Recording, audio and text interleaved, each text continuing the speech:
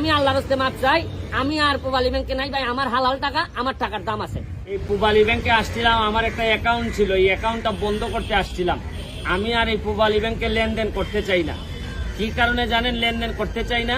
কারণ আপনাদের অনেক গ্রাহক যারা আছেন পূবালী ব্যাংকের আমার মতো, হয়তো আপনাদের কাছে এত তাড়াতাড়ি এইসব ইনফরমেশন পৌঁছায় না যত তাড়াতাড়ি আমার কাছে চলে আসছে। আপনারা জানেন যে এই ব্যাংকের বর্তমান চেয়ারম্যান যিনি, উনি হচ্ছেন গিয়ে মঞ্জুরুর রহমান। উনি এই ব্যাংকের পূবালী ব্যাংকের চেয়ারম্যান। আমি এই খবরটা পাওয়ার পর, আপনি জানেন কিনা এই ভদ্রলোকের নামে গতকালকে ডিবিসি নিউজে আসছে, উনি এর আগে পূবালী ব্যাংকে আসার আগে উনি ডেল্টা লাইফ ইন্স্যুরেন্সের চেয়ারম্যান ছিলেন। ওইখানে থাকাকালীন সময়ে উনি 1141 কোটি টাকা লুটপাটের অভিযোগ উনার বিরুদ্ধে এবং দুদক তদন্ত করতেছে। এবং উনি বুদ্ধি করে করছিলেন কি, ডেল্টা লাইফ ইন্স্যুরেন্সের ডাইরেক্টর লেভেলে উনার পরিবারের 4 জন ছেলে মেয়ে সবাই নিয়ে গেছিলেন। ওইখানে নিয়ে এরা পারিবারিকভাবে যৌথভাবে মানুষের 25 লাখ ডেল্টা ইন্স্যুরেন্সের গ্রাহকের টাকা লুটপাটের অভিযোগ তার এই চেয়ারম্যান সাহেবের বিরুদ্ধে। উনারা এখন দুদক তদন্ত করতেছে, প্রাথমিকভাবে সত্যতাও পাইছে। আমার কথা হচ্ছে যে ভদ্রলোক আগের এই যে ডেল্টা লাইফ ইন্স্যুরেন্সের 25 লাখ গ্রাহকের অবস্থা তো শেষ, এরা তো মোটামুটি বাড়ি যাওয়ার মতো অবস্থা। এবং কারা গ্রাহকরা? ধনী লোকরা না, কিন্তু ডেল্টা লাইফ ইন্স্যুরেন্সের গ্রাহকরা কিন্তু গ্রামের গরিব লোকরা। এরা তো বুঝবেই না কিভাবে টাকাগুলা মার যেতেছে। এখন আমি চিন্তা করে দেখলাম যে ভদ্রলোক ওইখানে 1141 কোটি লুটপাট করিয়া এখন আইসে পূবালী ব্যাংকে, অথচ পূবালী ব্যাংকের ইমেজ কিন্তু অনেক ভালো। এই কারণে আমি কিন্তু নিজেই এখানে অ্যাকাউন্ট খুলছি। এখন এই ধরনের একটা বোয়াল মাছ যদি পুকুরে চলে আসে, তাহলে ছোট মাছ আর বাঁচবে না। এই জন্য এই চেয়ারম্যান যেহেতু পূবালী ব্যাংকে চলে আইছে, আমি আল্লাহর রাস্তে মাপ চাই। আমি আর পূবালী ব্যাংকে নাই ভাই, আমার হালাল টাকা, আমার টাকার দাম আছে। আমার যারা ফলোয়ার আছেন তাদেরকে বলতে চাই যে ইবেলি যখন বাটপারি শুরু করছিল তখনও লাইভ করে বলছিলাম, এই ধামাকা যখন করছিল বাংলাদেশে হয় কি, এই যে আলোচনা হয় হচ্ছে টাকা মাইরা দেওয়ার পরে, টাকা মাইরা দেওয়ার আগে কেউ সতর্ক করে না, না সরকার না কেউ কিছু বলে না। এরপরে টাকা মাইরা দেওয়ার পর দেখা যায় কত লোক আইসা বলে যে মামলা করবো, হামলা করবো, কোনো লাভ হয় না।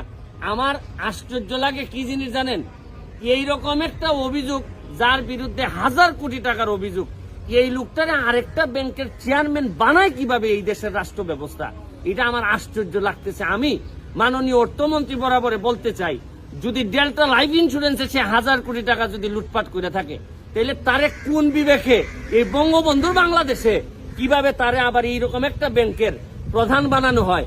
এর মানে কি, আপনারা তো জানেন যে কি লুটপাট করে আইছে সে, তারে আবার লুটপাটের রাস্তা করে দিচ্ছেন। এইরকম একটা ভালো ব্যাংক পূবালী ব্যাংক, এই ব্যাংকটারও নষ্ট করে দিতে হবে। আমি জানি যে এটা মাননীয় প্রধানমন্ত্রীর নজরে আসছে কিনা জানি না, আসলে কিন্তু আপনাদের চাকরি থাকবে না বহু লোকের। আমি বিশ্বাস করি এটা বঙ্গবন্ধুর বাংলাদেশে এত বাটপারি নেওয়া যাবে না। আমার আশ্চর্য লাগতেছে যে এই যে ফ্যামিলি, এই যে চেয়ারম্যান সাহেব এমন চেয়ারম্যান, আমি আপনাদেরকে বলি যে মঞ্জুর রহমান সাহেব, তার ব্যাপারে আরো ইনফরমেশন নেন। তার একটা চা বাগান আছে, রেমা চা বাগান। এই রেমা চা বাগানের শ্রমিকরা গন্ডগোল করছিল, এই অপরাধে 2-3 মাস এদেরকে বেতন বন্ধ করে অনাহারে রাখা হয়েছে। আমি নিজে গিয়া করোনার সময় তাদেরকে খাবার দিয়েছি। আমি আগে জানতাম না এই ভদ্রলোক যে এত খারাপ। আরো কাহিনী আছে শুনেন। এই মঞ্জুরুর রহমান, সে তার মেয়ে বিয়ে করাইছে, ওই যে আরেকটা লুটপাটকারী অভিযোগ যে আছে তার মেয়েও বিয়ে করাইছে আমাদের সাবেক মন্ত্রী এনামূলক মুস্তফা শহীদের ছেলের সাথে, বড় ছেলে। এই ছেলে তো আবার কয়দিন পরে, এই যে তার মেয়ের জামাই আবার কয়দিন পরে এমপি হবে, মন্ত্রী হবে। তখন এত বড় এমপি মন্ত্রী হইলে আর দুর্নীতির কথা কে বলবে? এই হচ্ছে কি এদের পারিবারিক দুর্নীতি। এই জন্য ভাই আমি এত বুঝি না, আমার অ্যাকাউন্টে আমি বলছি আর মাপ চাই। পূবালী ব্যাংকে এই লোক যতদিন পর্যন্ত চেয়ারম্যান আছে, আমার টাকা এই রিস্ক আমি নিতে পারবো না। আপনাদেরকে অনুরোধ করি, এই আমার যে বক্তব্যটা যদি সঠিক হয়ে থাকে, আল্লাহর হস্তে আরো ব্যাংক তো আছে, জানটা বাছাইয়া ওই যে সরকারি ব্যাংকে, সোনালী ব্যাংকে জানটাও একটা ব্যাকআপ পাবেন। কারণ বোয়াল মাছ ঢুকে গেছে, এই পুকুরে আর ছোট মাছ বাঁচবে বলে আমার মনে হয় না।